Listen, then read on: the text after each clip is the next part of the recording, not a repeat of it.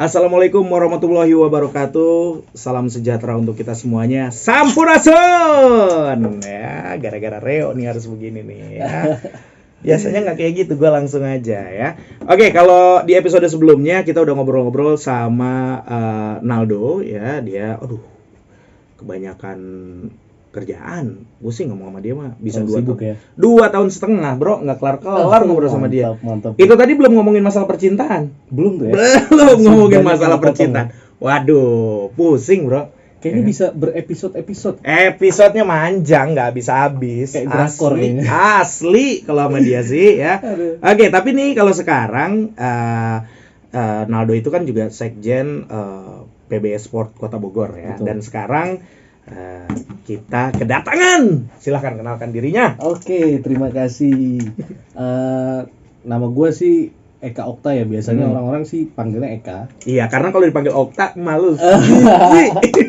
Sebenarnya sama-sama fleksibel sih. Oke. Bisa dipanggil Eka juga bisa, Okta juga bisa. Oke. Tapi kalau yang terdekat sih biasanya manggilnya Eka. Eka, Ya. yoi. Jabatan gue di sini di ESI Kota Bogor sih sebagai wakil ya, sebenarnya wakil untuk pembinaan. Bidang pembinaan. Ya, itu wasit dan bidang pembinaan sebenarnya seperti itu. Ini wasit dan bidang pembinaan. Iya, betul. Regulasi lah. Regulasi. Nah, cocok nih ngobrolin regulasi nih. Wah, yang Iya lagi kan? rame ya? Lagi rame kan? Wow, Iya. itu teman-teman gua sampai rame ya, padahal main gamenya aja Pokemon Go sih. Aduh. Tapi Pokemon Go ada kemungkinan nggak nih? Apa? Kalau menurut lu bakal masuk ke e-sport nih? Kalau dijadiin e-sport sih kalau menurut gua seru karena ada Pokemon Unite ya kan yang sekarang nih. Ada buat tempur Pokemon itu Antar seru ini juga ya? sih. Oh, bisa seru ya. juga bisa. Cuma kalau berkaitan sama peraturan ya, pasal yang baru sih, kayaknya Pokemon Go harus memenuhi syarat ke PBSI. Asik, ini nih yang ngomongin yang sedang rame soalnya ya. Iya. Nih ini lanjut aja nih bro. Ini kan lagi banyak sorotan lah istilahnya ya, terutama sejumlah pasal yang kemarin baru jadi rilis, Oke. ya kan? Misal satunya kalau nggak salah nih, ini gue dapat pasal 7 PBSI, ya kan? Yang tim e-sport dan penyelenggara liga harus terdaftar langsung di PBSI, Oke. ya kan? Lalu juga ada atlet harus membuat kartu e-sport Indonesia, Betul. ya kan? Ada iuran wajib tahunan kepada seluruh pihak yang terdaftar, oke? Terus juga ada pasal 38 PBSI yang bunyinya mewajibkan publisher game ini mendaftarkan game yang diterbitkan agar dapat beroperasi di Indonesia. Lalu juga PBSI jadi satu-satunya induk organisasi yang berhak menentukan kalau suatu game ini untuk dapat diakui sebagai e-sport di Indonesia. Oke. Kan? Lalu juga penerbit game ini wajib mendaftarkan game ke PBSI untuk dapat beroperasi di Indonesia. Oke. Nah, jika penerbit game ingin terdaftar sebagai game e-sport secara nasional, maka penerbit wajib melakukan permohonan kepada PBSI. Betul. Oke. Lalu yang terakhir, PBSI bekerja sama dengan aparat penegak hukum dan pihak terkait untuk menghapus atau menghentikan akses dari suatu game e-sport yang tidak diakui oleh PBSI. Betul. Pasalnya ngeri lumayan kali ya kan. Nah, tapi sebelum kita bahas ya jangan lupa subscribe dulu yang belum, nyalain lonceng, kasih like. Kalau mau ikutan komen aja langsung. Komen Oke. di bawah. Kita langsung nih ke pasal 7 PBSI ini. Ini maksudnya gimana ya, tim e-sport dan penyelenggara liga harus terdaftar langsung di PBSI. Oke, sebelumnya Kita bahas satu persatu nih. Satu ya. Oke. Dari pembahasan ini kan kita udah jelas ya. Di sini tuh sebenarnya sebelum gua menjelaskan alasannya itu apa, jadi orang tuh harus tahu PBSI itu apa. Oke. Ya. Jadi di sini tuh PBSI kan adalah wadah organisasi untuk prestasi dan e-sport yang sudah masuk kategori cabang olahraga. Oke, kalau disimpelinnya ini PSSI-nya untuk e-sport. Betul. Ya, oke. Sebenarnya statuta kita mengambil contoh ke PSSI sebenarnya. Oke. Di PSSI itu kita punya, kalau di PSSI sendiri itu kan ada badan liga. Stakeholdernya itu kan situ sudah jelas. Nah, itulah yang kita buat di PBSI mengambil contoh PSSI agar ekosistem di dalam PBSI ini tidak menjadi liar. Oke. Iya, betul. Ya, makanya jadi ada sejumlah aturannya di sini. Benar. Karena kan sebelumnya untuk e-sport sendiri belum ada aturan yang mengatur. Betul, lebih ke individu, personal. Lebih ke individu, personal, dan masih banyak pihak swasta ataupun yang benar-benar masih liar lah secara di pasar e-sport ya, terutama itu yang kita bakal benahi ke depannya. Oke, itu ya. Jadi begitu tuh, makanya kalau harus terdaftar dan segala macam ya layaknya atlet. Benar. Ya kan? Jadi pesepak bola ya harris terdaftar di PSSI. Betul. Gitu. Kalau enggak ya Tarkam. Iya nggak sih? Benar banget. Kok gua jadi dukung? Enggak, opposite nih. Itu pronya ya? Pronya. Oke. Gua kebawa nih, jago juga dia. Karena secara tidak langsung banyak banget asumsi dari masyarakat menganggap e-sport itu masih hanya sebagai main game biasa. Banyak yang belum mengetahui dasar dari e-sport itu sudah menjadi jenjang karirnya nanti ke depan ada. Apabila aturan ini sudah diberlakukan, itu fungsinya atau manfaatnya itu untuk pro player atau atlet-atlet nanti dia ada jenjang karirnya. Nggak sembarangan dia main game, nggak sembarangan dia cuma ikut tim pro ataupun main di mana. Ada tier-tier liganya itu sudah terbentuk. Itu mekanismenya, ekosistemnya sudah dibentuk, sudah berjalan. Oke, gitu. Berarti di pasal selanjutnya nih bunyinya atlet harus membuat kartu e-sport Indonesia ya tentunya agar terdaftar tadi gitu. Betul. Ya, seperti layaknya atlet bulu tangkis, sepak bola dan lain-lainnya ya. Benar. Kita lewat nih berarti ya. Boleh. Atau boleh. Nah, jadi fungsi dari kartu e-sport. Kartu e-sport itu sebenarnya fungsinya gini. Selain untuk itu tadi, kita sebagai PBSI dapat lebih mudah mengorganisir para atlet-atlet e-sport yang sudah terdaftar di beberapa daerah, dan nanti ke depannya kartu mereka itu bisa kita gunakan untuk media payment. Itu manfaatnya. Asuransi kesehatan. Betul. Oh, ada sejumlah manfaatnya pastinya. Karena sebenarnya tujuan dari pemerintah agar e-sport ini dapat dinikmati untuk para pemuda dan aman mereka terhindar dari penipuan. Karena banyak kejadian kasus-kasusnya di luaran. Mereka ikutin e-sport, sudah ada kontrak, tapi dari pihak tim melanggar kontrak. Nggak ada kekuatan hukum dan lain-lain. Masih make sense sampai sini. Kita lanjut ya. Iuran wajib tahunan kepada seluruh pihak yang terdaftar. Wah, belum apa-apa ini udah ngomongin duit nih, ya kan? Nah, boleh nih coba. Memang di sini kalau untuk soal iuran memang banyak banget komentar-komentar yang kontra. Tapi di sini saya sendiri sih bisa menjelaskan manfaat dari iuran itu agar nanti ke depannya PBSI bisa mengorganisir dari setiap iuran-iuran yang sudah ada, bisa mengembangkan PB e-sport sendiri atau pengurus besar di daerah masing-masing agar bisa jadi lebih baik. Itu fungsinya sebenarnya. Jadi nggak cuma hanya iuran, kalau di mata orang lain sih, paling duit lagi. Udah, tapi tujuannya baik ke sana. Jadi pastinya nggak sekedar mungutin iuran aja, tapi ada benefitnya pasti yang ditawarkan. Betul. Ya. Karena kan di pasal tersebut persyaratannya adalah bukan hanya gamersnya aja, tapi developer gamesnya juga disebutkan. Gitu. Kita lanjut ke pasal 39 PBSI. Pasal 39. Ini mewajibkan publisher game mendaftarkan game yang diterbitkannya agar dapat beroperasi di Indonesia. Gamenya seluruh nih. Misalnya nih kalau tadi ada kayak Pokemon Go. Sebenarnya gini, itu banyak dipertanyakan tuh. Apakah seluruh game yang harus didaftarkan di PBSI? Misalnya nanti ada game lainnya Tetris misalnya. Tetris, angkatan gua ketahuan banget. Itu harus daftar setiap game baru gitu. Sebenarnya di peraturan tersebut tidak dijelaskan seluruh game, tapi ada beberapa game yang harus didaftarkan dengan konteks. Di situ syaratnya game itu sudah kompetitif di dalamnya. Ada liganya, ada player versus player atau tim versus tim, dan ekosistemnya sudah berjalan. Oh, berarti kalau ngambil contoh semacam Mobile Legends, Legend, PUBG itu wajib daftar. Gitu. Betul sekali. Karena sekarang kan kebetulan PB Esports sedang menjalankan exhibition match nih PON di Papua. Oke, nah, iya, kebetulan hari ini tuh tadi PES yang lagi main. Oh, Pro Evolution Soccer. Pro Evolution Soccer. Main juga, Bro? Main dong. Oh, cakep. Main tapi culun. Tahu aja lo.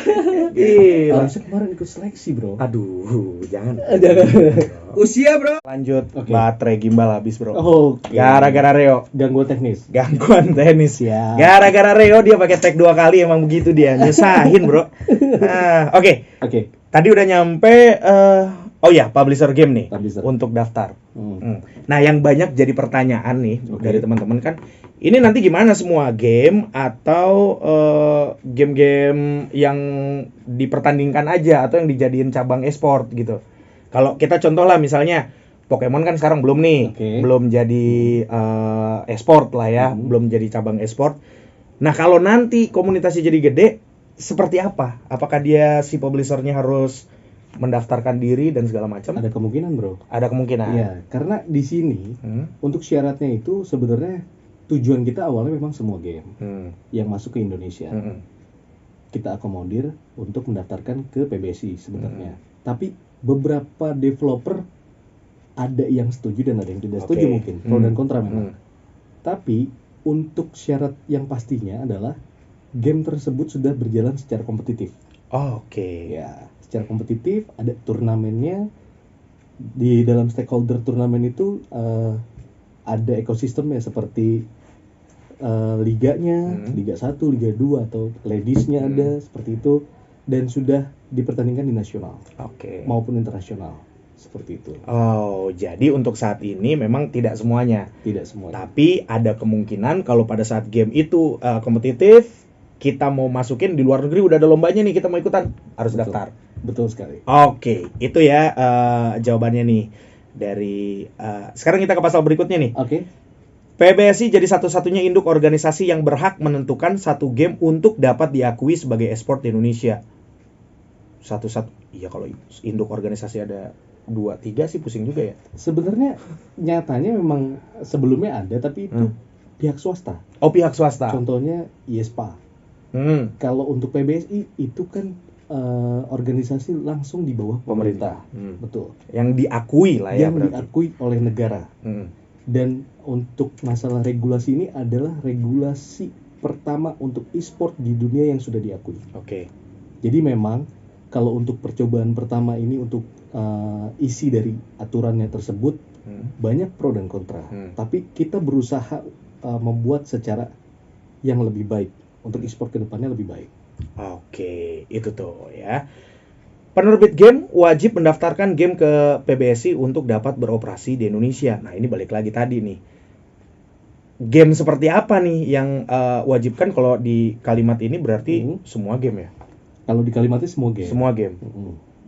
Cuma memang yang sudah benar-benar harus didaftarkan di ESI itu game yang sudah dipertandingkan di PON saat ini. Yang saat seperti ini. Mobile Legends, PS, PUBG, Lokapala itu game developer buatan Indonesia asli langsung. Sebenarnya masih kalah pamor, tapi kita berusaha untuk menaikkan pamor. Local pride penting dong. Lokapala. Bagi kalian yang belum download Lokapala harus mainin. Nah, itu. Nah, pertanyaan berikutnya, kalau nggak didaftarin gimana? Apakah nantinya kita nggak bisa mainin game itu, walaupun baik yang e-sport maupun yang enggak?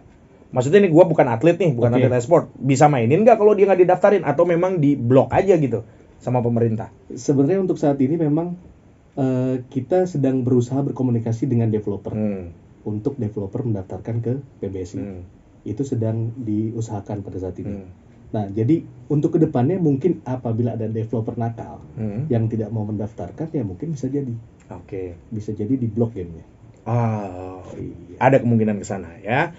Nah, kalau penerbit game ingin terdaftar sebagai game e-sport secara nasional, maka penerbit wajib melakukan permohonan kepada PBSI.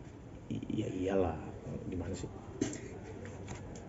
Kalau diakui, kalau pengen diakui kan. Kalau pengen diakui. Kalau nggak mau juga ya pilihan ya. Karena sudah jelas di sini PBSI sama seperti PSSI dalam sepak bola. Betul kan? Ketika kita sudah mau diakui, berarti kita harus melengkapi persyaratannya. Oke. Benar nggak, bro?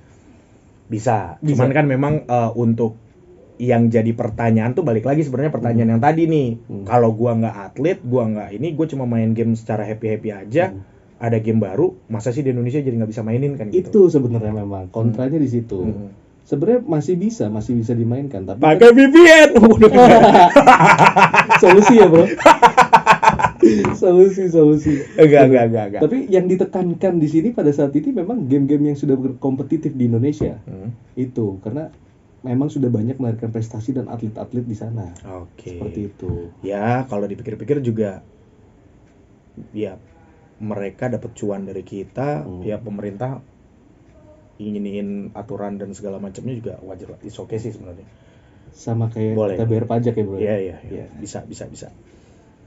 Lalu berikutnya, PBSI bekerjasama dengan aparat penegak hukum dan pihak terkait untuk menghapus dan menghentikan akses dari satu game esport yang tidak diakui oleh PBSI. Ini balik lagi ke yang tadi ya sebenarnya. Ya benar, berarti pro kontranya adalah ya kalau kayak gitu nanti ada game baru misalnya PS5 nih ngeluarin game baru, nggak didaftarin ke kita nggak punya akses untuk itu. Betul. Pre-order dari luar. Gitu. Memang sebelumnya untuk pendaftaran game sendiri, itu sebelumnya kan diatur dari IRGS, setahu saya. Tapi dengan diberlakukannya PBSI, sudah resmi menjadi cabang olahraga, dan itu aturannya sudah berlaku, maka dari pihak developer wajib nanti ke depannya untuk mendaftarkan persyaratannya ke PBSI. Oke. Seperti itu. Nah ini peraturan ini, pasal-pasal ini, pertanyaannya draft atau sudah diketok palu nih? Akhirnya? Sudah diketok palu. Sudah diketok palu, artinya memang sudah bisa dijalankan gitu ya? Sudah bisa dijalankan. Sudah bisa dijalankan. Nah jadi kira-kira gitu nih buat gamers-gamers di luar sana, pro dan kontra pasti di pikiran kalian juga ada ya karena memang sebelumnya kan sebebas merpati kan. Betul. Ya kita download game, mainin happy gitu, dan sekarang ini juga sesuatu yang baru memang. Betul. Ada PB Esport ini dan lain-lain sebagainya. Nah tapi balik lagi kalau dari program PB Esportnya sendiri nih untuk gua nggak mau ngomongin atletnya ya, kalau atletnya kan udah biasa gitu ya, memang itu udah ininya. Tapi untuk memajukan perkembangan game di Indonesia sendiri ada nggak? Ada ininya nggak? Untuk sih? saat ini ada. Artinya bukan atletnya ya, bukan pemain gamenya, tapi develop bandnya, gamenya gitu. Kalau biasanya develop gamenya itu sudah kerjasama dengan para pihak komunitas mungkin, pihak komunitas dan beberapa kreator gamer. Nah, kreator. Biasanya dia sudah ada kerjasama di gamer underground Indonesia tuh bagus-bagus loh. Nah, bagus-bagus. Gue mainin tuh game. Ikutin kan, bro? Gue salah satunya tuh yang gue download tuh kemarin game horror. Game horror apa tuh? Lola Zeta tuh apa? Oh, penikmat Lola Zeta. Wadah.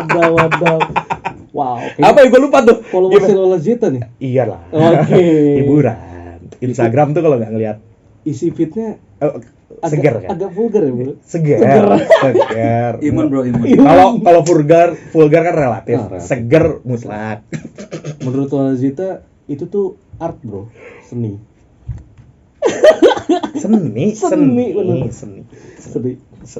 Iya, seni. Kimi Hime tapi enggak. Soalnya terlalu Ini kenapa jadi ngomongin itu?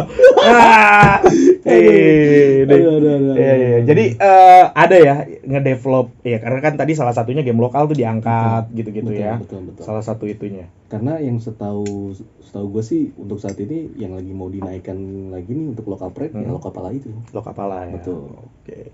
Iya, karena gue setuju sih game-game lokal kita tuh yang dulu sih underground ya. Itu bagus-bagus banget sih. Sebenarnya bagus sebenarnya. Cuma memang banyak dari masyarakat luas masih menikmati yang lagi hits nih. Itu biasanya ngikutin itu tren. Betul. Makanya ya itu dia tadi, local pride. Nggak hanya baju, sepatu, lifestyle, game juga. Ya, cobain local pride. Benar. Nah, ini sekarang ngomongin tentang PON nih. Oke. PB Esport Kota Bogor. Apa yang sudah dilakukan nih? Ada yang dikirim nggak? Kemarin sempat kita ikut seleksinya di Bandung. Itu ada PES, Mobile Legends, Free Fire, iya itu. Kalau setahu saya ya. Jadi kita kemarin PES itu di sana tandingnya sama kabupaten ya, Bang ya? Sama kabupaten. Perang sama saudara. Oke, gue bilang gini, ngapain jauh ke Bandung, mainnya di sini. Karena mau di Kabupaten Bogor. Iya benar. Ngapain ke Bandung? Iya benar. Karena untuk PES sendiri kan dia seleksinya offline. Oke, offline. Kita kan main pakai konsol kan, Konsol. ya. Kalau kayak Free Fire, PUBG, Mobile Legends itu kan di handphone bisa online. Tuh. Memang untuk Kota Bogor sudah berusaha semaksimal mungkin. Cuma kita Harusnya lu yang turun, Red. Iya, kita kalah di persiapan, Bro. Panggil. Alasan. Panggil. One two. Gua tuh main PS1 tapi. Anjing udah sekarang PS5 ya. Aduh. Tapi game apa aja nih yang dimainin, Bro? Untuk saat ini? Gua saat ini PES sih, masih gua seneng Masih bola. PES ya? FIFA, PES ya? PES. FIFA nggak suka?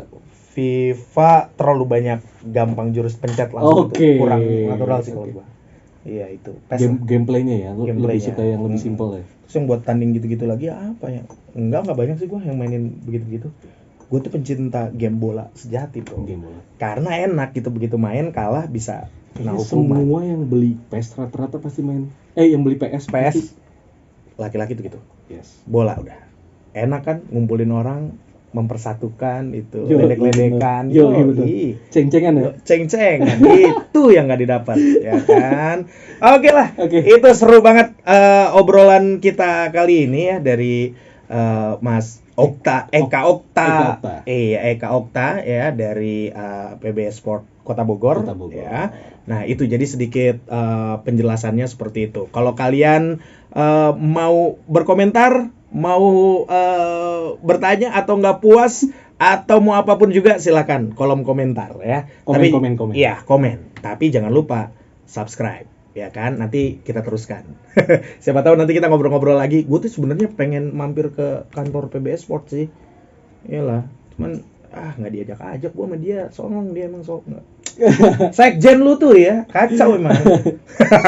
Sibuk terus dia ya. Main bro. Main lah nanti gue pengen. Tapi MC-nya siapa waktu itu? The best.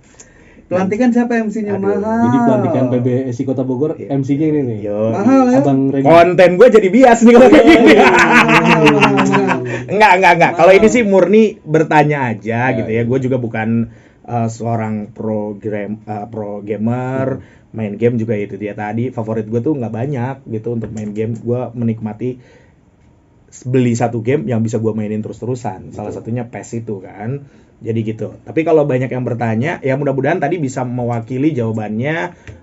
Puas atau enggaknya, gue yakin juga banyak yang nggak puas juga. Masih mau nambahin sih gue buat kesimpulan terakhir sih. Boleh, silakan. Jadi sebenarnya gini, untuk kami dari tim PBSI Kota Bogor ataupun pusat, kami sih berusaha semaksimal mungkin untuk membuat aturan pertama ini, regulasi pertama yang diakui oleh negara dan dunia kasarnya. Karena memang di negara lain belum membuat regulasi e-sport setahu saya.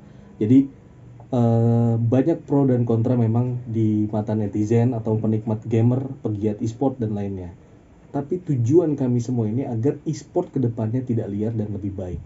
Tujuannya itu, dan aman untuk para anak muda yang sedang kutip ya. Yes. Anak muda yang sedang menikmati e-sport, biar ada jenjang karir ke depannya. Tuh, biar nggak liar dalam tanda kutip. Yes. Itu. Thank you ya sudah mampir-mampir di sini. Siap bro. Mantap, mudah-mudahan bermanfaat buat kalian. Amin. Kalau suka like, jempol ke atas, kalau nggak suka jempol ke bawah. Yoi. Buat dia tapi. Oke. Spam. Oke, kalau gitu kita pamit. Jangan lupa ya sekali lagi subscribe, like dan nyalakan loncengnya ya. Thank you.